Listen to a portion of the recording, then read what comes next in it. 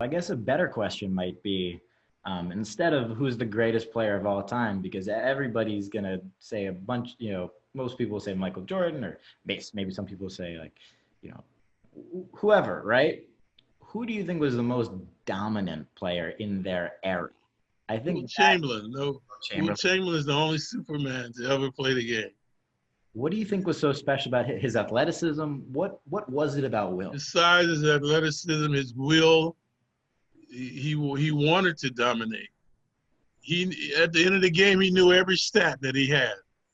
He did? Or, yeah, you know how many points, rebounds. That's what he did. He wanted to know everything, man. And his records are hilarious. No one will come close to his records. Yeah, Average 50 points a game for a whole season. can't do that. Yeah. Oh, man. Play every minute of every game for a whole season. Come Un- on, man. Yeah, if any record you name, like they talk about Jordan, how many times he had 50, 60 points, right?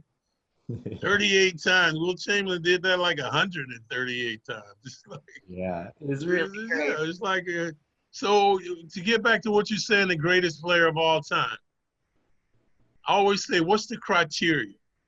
Hmm. If you're talking about the most dominant is Will Chamberlain, where the guy has all the records.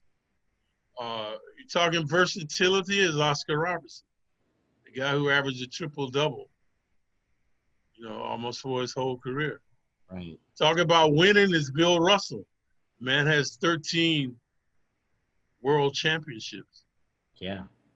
So what's the criteria? Michael Jordan is not the leading scorer in the history of the game. He's not the winningest player in the history of the game. He's not the most versatile player in the history of the game.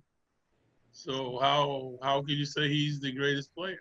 When they talk about Tom Brady, they mention the 6 Super Bowl rings. Here's a man with 13 championship rings, Bill Russell. 13, man. Most of them almost consecutive. Right. So, why don't they do that with him? But they don't. So today, anybody who's almost playing today is the greatest.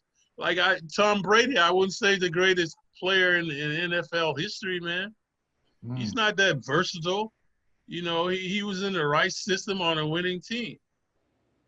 Hey, man, I go back to Johnny Unitas.